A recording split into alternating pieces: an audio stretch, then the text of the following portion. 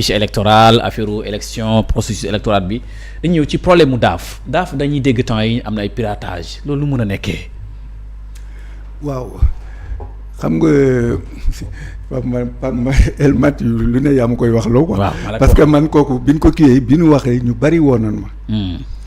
d'ailleurs temps yooyu am na ku ma ñu ma mujjoon woon seen yenn collègue mais dafa fekkoon ma génn loolu laa leen wax parce que pour que ma wax ci mais je ne pouvais pas en parler parce que nekkuma fi woon mais man bi mu ko yëgee y a deux choses. waaw y a deux choses waaw. bon première chose mooy lan c'est un problème man ni ma ko jàppee c'est un problème technique. c'est un problème technique. bu ma nee technique mooy dans l'environnement d'exploitation parce que lii bu amee c'est extrêmement grave. c'est extrêmement grave. extrêmement grave. waaw kon ce qui veut dire que depuis que la DAF existe aucune mesure de sécurisation n'a été prise. Ah oui. parce que bu fekkante ne def nañ dara xaw ma ne information boobu naka la génne bu fekkee ñoom ñoo ko génne war nañu génn wax. maanaam dem ba pirater direction administrative financière. waaw kii DAF la quoi. mooy automatisation des fichiers. waaw voilà gis nga moom mooy li ma la wax bu fekkee ñoom ñoo génne information bi. war nañu génnaat jox des éléments. parce que dama lay expliquer rek dans les environnements d'exploitation ni muy demee à peu près man li ma xam. te ma nekk ci depuis plus de 40 ans. waaw xam nga ñun même dans le système yu njëkk yi ak ba léegi bon man entre parenthèses man ñi ma suma promotionnaire yëpp presque liggéeyatuñu je suis les rares personnes yi ci nekk ba léegi di liggéey di jàng parce que man ma vie c'est ça jàng ak liggéey. tu vois parce que suma mentor loolu laa xam ci moom muy doyen Alla. waaw Alla Kane xam nga ba léegi moom mi ngi ci terrain bi. tu vois ci loolu laa ko topp nawee loolu laa ko fonke man it ci tànkam yooyu laa nekk tu vois xam nga ñoom li ñu def. lan lay wane. xam nga informatique affaire bi c'est tellement simple. waaw ce qu'on appelle d'ailleurs même am gis naa ay jeunes yu génne def des vidéos xam nga boo liggéeyee ba ngoon da ngay sauvegarder li nga liggéey. denc ko fenêtre yóbbu ko ci beneen bërëb pour bu cas bu mel nii amee nga fab la nga dencoon indi rek continuer sa liggéey. mais est-ce que loolu bu amoon lii ñu wax tey dina am te loolu moom mooy vraiment ba bu gestion d'un environnement d'exploitation loolu xale yu tuuti sax xam nañ ko. même sa doom bi liggéey këram bu defee benn texte dina ko sauvegarder denc ko fenn ci clé USB wala def ko fenêtre bis bu ko soxlaa tey jëli ko fa tu vois. xam nga kooku c'est tellement kii. bon peut-être ñi ma naan ma non il connaît pas l'environnement sécurité je connais très bien parce que man je suis arrivé actuellement dans nos travaux de recherche. léegi les systèmes de backup sax ñun li ñuy liggéey dootuñu ko def parce qu'on a trouvé un système boo xam ne moo gën a efficace loolu te dañ ko tester dans ce que je suis en train de faire. di ko def tu vois. oui direction de l'automatisation des fichiers. waaw l'automatisation des fichiers autant de moi oui. xam nga ñoom. système bi ma lay wax bon kooku ñun ñoo ko génne au sein de notre cabinet de Kamal Startef. ci suñu recherche yi lañ ko def. on n'a même pas besoin liggéey ba pare di def ay backup liggéey ba pare di sauvegarder non au fur et à mesure en temps réel ngay liggéey ci la backup bi am. mën na bañ a nekk sax au niveau de même serveur des serveurs distants. yu bokkul kooku de sorte que bu système boo ko appliqué mais li am tey du am te et puis man li ma jaaxal dañ ne jëluñu lépp 139 terabits la ñu jël ce qui veut dire que dañu jël quelques informations téye ko. te ñoom ci kii am na ñuy wax naan même les données biométriques jël nañ ko. te damay rappeler leen. piratage baaxul de. non déglu damay rappeler leen non. parce que loolu ñoom naka lañ ko mën jëlee parce que mission d'audit bi mujj bi def naa ci émission ba wax ko les experts yi indi woon naan dañuy auditer fichier bi ba nan experts yooyu ne ñoom il faudrait que ñu jox leen bien ñu déplacer dem ba Malaisie. parce que fu la fichier ba nag kooku bu ma génnee émission bi mën naa ko citer nga baal ma c'était Walfadjri ña nga fa nañ ko génne. j'ai dit que ñooñu naan experts sont pas des experts. du ñu ay experts. sont tous sauf experts. fichier bi bu nekkoon sur la lune sax yow rek mais lan moo tax ñu nekk ci lune bi di communiquer ak ñu nekk ci suuf bi. donc fichier bi bu nekkee Malaisie yow nga nekk fii mais war nga ko mën toog bu fekkee da ngay auditer nga auditer ko. donc il faudrait qu'on nous dise la vérité dans ça. une partie des données yan partie moderne ñi ngi wax les données biométriques yan bon données biométriques yi man am naa yàgg naa ci am suma xalaat xeex bi yàgg na depuis bi ñuy wax carte d'identité refonte bi. laa wax ni ñuy téye la gestion kii bi ànduma ci man li ñuy wax ànduma ci. mais li ñu commencé ji ci direction de l'automatisation des fichiers. ak yeneen même chef direction générale des impôts et domaines déggoon lu mel noonu. mi ngi commencé mi ngi bëri. mi ngi commencé bëri quoi ci réew mi. waaw xam nga ay piratage ñu ngi piraté loolu tamit lu ñu war a xoolaat la. non dama lay bëgg a expliquer rek parce que loolu dafa am lu ko jiitu xam nga nit ñi xam nga il faut nga def mbir bu dikkee da ngay def jeunesse bi li nga xam ne moo ko jiitu ba li am tey xam nga dama lay wax lenn est-ce que temps yëpp moo tax il faut saluer nos forces de défense et de sécurité. waaw. xam nga temps yëpp yaa ngi dégg ne nit ñaa ngi jàpp trafic d'état civil. oui ay documents ay extraits de naissance. non déglu non xam nga man mooy li ma lay wax nous avons peut-être c'est une déformation de l'informatique de nous les vieux. les vieux informaticiens parce que ñun bu dara amee du ñu xool li am. dañuy xool fan la jóge ak lan moo ko kii mais man boo xoolee boo defee Genève bi depuis temps yi ñu commencé di jàpp xam nga données d'état civil yëpp fan lay mujjee di daaf lay mujjee. daaf la jëm. fa lay mujjee ji. fa lay mujjee ok. direction de l'automatisation moo tax ma ne enquête boobu ñuy mëne est-ce que amul un link fraude bi ñi ko daan def est-ce que amul implication au sein de la DAF est-ce que amul complicité au sein de la DAF parce que da ngay remarquer temps yëpp d'ailleurs. saluons la gendarmerie. waaw loolu xam nga coup bi ñu ci mujj def c'était au niveau de Sénégal oriental xaw ma ci frontière. waaw Sénégal oriental am na. ak même côté yeneen beneen région. yeneen région waaw yeneen région sud. dans le sud aussi. xam nga ñoom affaire boobu dafa am rek. Casamance. loolu affaire boobu dafa am ampleur bi parce que boobu affaire bu rëy la dafa am rek une semaine 2 semaines après on nous parle des données qu'on a piratées. qu'on a attaqué les serveurs. C'est pas possible. Et puis autre chose, ce n'est pas seulement la DAF. Wow. Il y a Sénégal numérique qui est cité. Sénégal numérique actuellement, on nous confié la gestion de l'état civil au niveau. waaw moom lañ ko confié pour l'instant waaw. Déjà foofu dinaa fa def benn parenthèse je reviens sur ce que disait Tahirou Sarr là l'opposant là. ànduma ak moom parce que il est nationaliste. waaw il est contre mon leader je suis contre lui. mais quand même dëgg la wax. waaw li mu naan audit état civil bi audité wuñ ko wax na procédure bii ñuy def. naan dañuy informatiser l'état civil. Le ministre Bala Fofana l'a dit que ne actuellement ils ont enregistré 20 millions d'actes mais bi ma ko déggee dama ne c'est du n'importe quoi ça. oui ñoom lan la ñuy def registre yi la ñuy fab du ko dugalaat dans une base de données foofu nan ma wax ban impliqué ban procédure d'audit lan am entre registre bi ak base de données bi ñu koy dugal. lan ils n'ont fait que copier les registres lan la mën naa ko considérer comme étant une source spoliée quoi parce que baaxul parce que fraude yëpp foofu la nekk fraude yi nekk nga fab dugal ko dans une base de données nga ne da nga koy kii te dinaa lay rappeler lan man j'avais leur proposé xam nga te même bind naa leen li ma lay wax bind naa leen. je leur ai dit gis nga lii ñuy def xam nga ñoom ñu ngi ci depuis combien d'années ñu ngi koy def mais nee nañ bala ñu pare jël acte yëpp il vous faut 3 ans encore te dans cette affaire là j'ai entendu le président Sonko a dit que l'État a mis 19 milliards là-dessus. ñun on leur avait proposé gardez vos sous téye leen seen xaalis ñu wan leen naka la ñuy auditer état civil bi créer une nouvelle base de données on leur donne un délai de 6 mois. bind naa ko Sénégal ñun bind naa d'ailleurs ça aussi naa ko wax le premier ministre Ousmane Sonko. bind nga ko je lui ai adressé plusieurs lettres jëm naa ba jox ko le ministre bi nga xam ne moo nekk au niveau de la primature fu ne jaar naa fa bind naa ko il n'a jamais répondu à mes lettres. déedéet kay. ah oui ça je le dis. même primature déposé nga fa courrier. ñoom ñëpp bind naa leen wax naa leen li ngay def baaxul. Ils sont en train de mettre de l'argent dans ay gouffres yow déjà on vous propose une solution on vous demande aucun sou mais yow bala nga dugal milliards yooyu te Sénégal soxna ko téyel milliards yi kiy wax ne mun na nga indi ko mu ñëw. te mu di sénégalais. mu di sénégalais. Sénégal moo ko nangul mais au niveau mondial ñun nangul na ñun li ñuy def. xam nga man loolu mooy suma satisfaction même si au sein de mon pays on ne reconnaît pas ce que je fais mais au niveau mondial là où se situe l'élite mondiale sama tur ma nga fa. beneen bi mooy li ñu commencé gis ci maire yi c'est extrêmement grave état civil am sa numéro nga ñëw war dem entrée en sixième nga ñëw ñu ne sa c'est extrait de jox nañ ko étranger. mais c'est ce que mais c'est grave. mais c'est ce que je dis. lu rey nit la.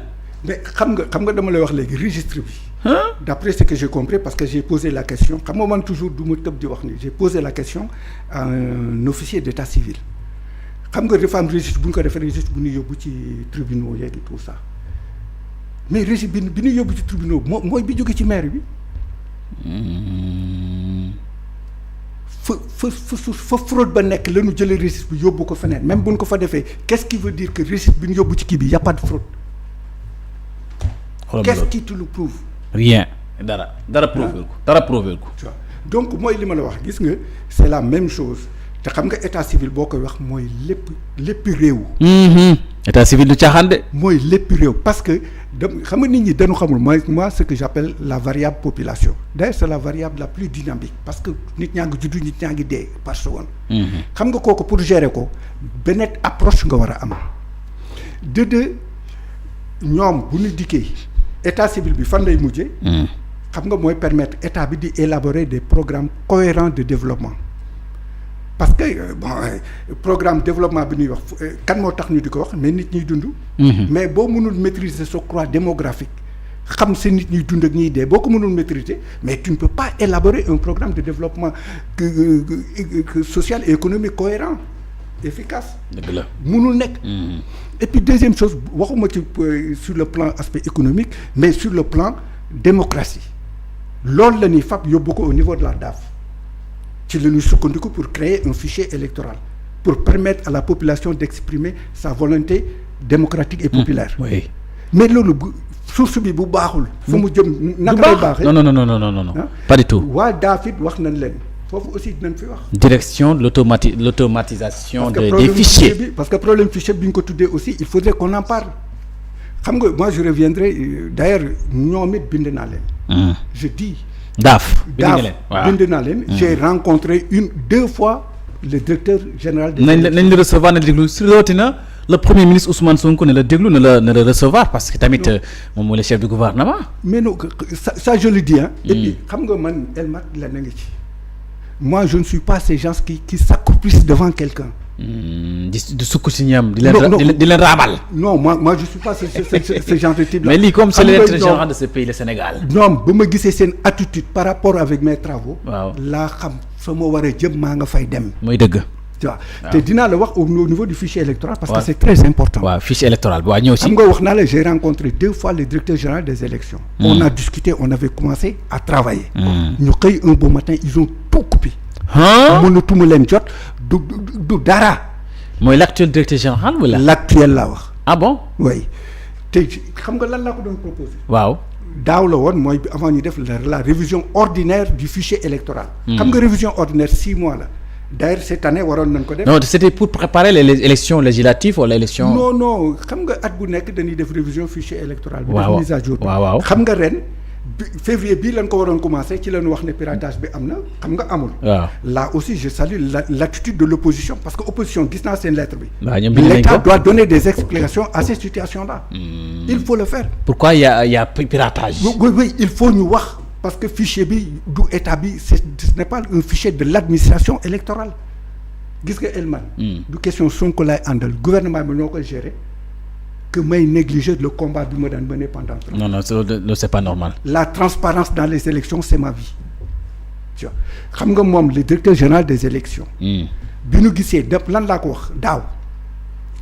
ma ne ko may ma man on a une application qui nous permet de créer un fichier électoral en 1 mois un nouveau fichier. xam nga fichier bi ñuy créer dañ naan 7 millions la ñaata ñooy wote presque 3 millions et quelques. boo waxee ñu naan y a un stock mort ñu dee ñaa ngi ci du tout ça même moom dégg naa ko un jour vidéo bi mu ngi fi dañ ma ko indil. moom muy wax ne fichier bi les décédés mënuñu leen dindi tant que l'état civil informatisé wuñ ko xam nga nit ki aussi boo xamul am na loo xam ne mooy li may wax yenn kilifa yi. mbir boo ci xamul bul ci prononcé wu. gis nga kooku déjà dafa feeñal ak vraiment que ne li ñu ko jox pour mu gérer ko am na ay rëq-rëq yoo xam ne xamu ko ci. am na manquement wala am na ci waaw voilà. yow yaa ngi fab des milliards nan ko def pendant 6 mois yow ñu ne la may ma 1 mois bloqué loolu du yàq sa liggéey man ma créer le fichier bu bees te laajuma la ci 15. mais doy loolu mën a nekk nag tamit. mais non li ma xam nga télé laay wax. waaw télévision ngay wax dañ may dégg. waaw mais kenn amul fitu jàkkaarloog man di wax ne li may wax dañ amul. te je vous dis dans ce pays y a aucun li ñuy wax expert électoral. waaw amul kenn ko am fitu nii organiser woo leen ñu toog. ñi wax li nga wax. dama ne woo leen ñu toog ñu def un débat scientifique sur le plan des élections ñoom ñuy woo seen bopp ay expert électoral waaw la ñuy toog di wax. ñoom ñëpp xamante noonu. amul kenn ko am fitu jàkkaarloog man ñu toog on discute de ce sujet là. amul dans ce pays y en a pas. ñoom bi ma ko waxee. il n'a pas fait te dinaa la wax révision des listes électorales yu daaw yi man ba léegi am na ñu may laaj les statistiques mais gën a publier gu ñu benn statistique gën a temps moo bindu temps lañ rajee temps lañ def. alors opposition bi ñu ngi wax ne le 1er février bii la ñu waroon xaar décret bi le président de la République def ko parce que ma ñu gis ne Ndiaga Sylla mu ngi rappelé. mais kooku c'est normal. mais nit ñi gis nga il faut voir. la linéaire même des faits xam nga dañu dugg ci février rek hop ñu déclenché y a piratage au niveau de la DAF. xam nga données yi concerné le fichier électoral bu nee dafa am yu ci jógee mais rien ne peut se faire nit ñi mënatoo am carte d'identité mënatoo def dara. bu fekkente ne ñoom c'est à eux de sortir de dire la vérité déjà sur le plan exploitation wane nañ seen cuune yi noonu laa koy tuddee. parce que lii bu ñu waroon def techniquement li ñu war a def lii du am te et puis naka nga nekk un pays ñu am des jeunes ingénieurs sur le plan de la sécurité informatique ñu des jeunes ñu former leen ñu nekk ci réew mi mënoo leen jël dans des environnements pareils ñu sécuriser li ñuy def. nga toog di seetaan ba lii am nga génn di wax naan lii am na. léegi piratage yu direction de l'automatisation des fichiers ban conséquence la mën am ci fichier électoral wala ban conséquence la am ci élection yi jëm 2027 yi. mais non mais problème bi tant que réglé wu ko élection mënul am. xam nga fi mu ne révision des listes électorales yi ñu waroon def est-ce que ñu ngi ciy def. waa dégguñ date bi de. mais voilà koo xam ne mënatoo def révision des élections mënul am. ça ne peut pas se faire. léegi lan mooy solution bi. mais problème bii nii. ce problème là. waaw lan mooy nekk taxawaayu président de la République. mi war a bind décret bi man techniquement j'ai la solution pour régler ce problème là. ah bon mais du ma ko wax man li may wax c'est très simple. ñoom ci dëkk bi la nekk ci dëkk bi la nekk. ñoom directeur général war na la wóolu. dama ne ci dëkk bi la nekk directeur général war nga ko wóolu. war nga wóolu Bakar Ndiaye ngeen toog. kon toogoon ngeen daaw. dama ne la ci dëkk bi la nekk. ci daaw toogoon ngeen. daaw yi ne doon bokk di liggéey. non c'est avant dialogue bi ñu doon def. avant dialogue bi waaw. waaw ci leen mujj a déggante. te même dégguma ko moom c'est un de ses officiers bi ma woowee. mi ngi wax ak un de mes agents. maanaam waxtaan ko ba léegi directeur général xam waxtaan ko non man ak moom physiquement toog nañu bureau 2 fois. ok léegi moom lan mooy problème am ci par rapport ak proposition bi nga ko jox ni muy nekk proposition bu am solo bu am njëriñ pour réew mi. dama ne la waxuma moom rek dale ko ci le premier ministre ñoom ñëpp bind naa leen te dama ne la moi je suis informé je sais que yëg nañ ko xam nañ ko. jaar na fi mu jaar buñ ko xamul ñoom ñu leen jigee xam nañ ko parce que jox na am na benn ministre këram la ma woo. waaw. ñu toog ñu waxtaan ma yëkkati document yëpp mu ne ma Bakar toogal moi je vais m'en occuper je vais remettre ça ministre boobu présidence la nekkoon je vais remettre ça directement au président. est-ce que moom remettre ko directement au président le président n'a pas encore réagi de loolu. dama lay wax ministre boobu ma woon këram. waaw keroog ba mu kiiwee bu ma ko envoyé dafa mujj bu ma ko envoyé message sax dootuma tontu. ah bon. xam nga lu yées li fi amoon avec les anciens régimes ba léegi moo fi am gis nga ñii fi commencé mooy li ma la doon waxal la jubal jubbanti c'est du ay genre slogan rek la. slogan dans certains secondes dans certains. est-ce que mën nañ sàcc bon lii est-ce que sàcc élection mën na fi nekk sàcc résultat. mais mën na nekk ci fichier bi ñu gis nii électoral bi. mais non nee naa la da nga bala nga wax sàcc. waaw sàcc waaw. actuellement élection mënul am ci réew mi. actuellement élection mënul am ci réew mi. ñoom li ñu wax. élection mënul am dans ce pays. mais fichier électoral bu amul fan la élection mën a am. léegi lan mooy léegi bu bon d'accord dañu gis ne ba léegi jiitu réew mi président Bassirou Diomaye Diakhar Faye waxu ko ci affaire élection locale te 2027 la est-ce que tamit du fi def yi fi Macky Sall la posoon na élection locale 2019 yóbbu ko 2022 Abdoulaye Wade defoon lu mel noonu est-ce que Diomaye moom it nekku ci tànk yooyu pousaat. xam nga dinaa la wax lan. waaw mooy lan. xam nga ñun d'ailleurs man liñ def da duñ ci faral sax di ñoom kenn ci ñoom mënu la wax exactement ñun suñu invention bi ñu nangul au niveau mondial nii la demee te dañu dikk ne leen kaay leen ñu jox leen ko. xam nga dama lay jox exemple avec l'arrivée de Starlink. waaw Elon Musk. xam nga yëg nga kii les antennes là le wifi au niveau de kii xam nga loolu la ñëpp doon wax même yenn kon mënu ko def vote électronique léegi xam nga loolu mënatul am te ñun système bi ñu def day boole vote électronique ak vote traditionnel mu nekk la ci benn plateforme loolu àddina bi ñun rek ñoo ko fi def.